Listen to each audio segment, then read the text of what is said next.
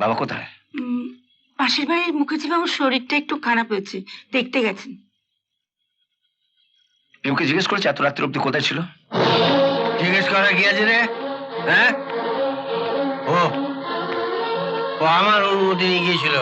হ্যাঁ,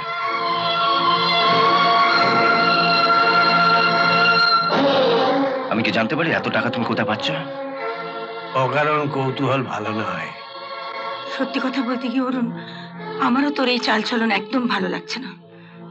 সেদিন অব্দি তোর ওষুধ কেনার টাকা পর্যন্ত ছিল না, আর আজকে এই গোছা গোছা টাকা কোত্থেকে পাচ্ছিস? বাবাকে পর্যন্ত রোজ 5 প্যাকেট করে দামি সিগারেট কিনে দিচ্ছিস।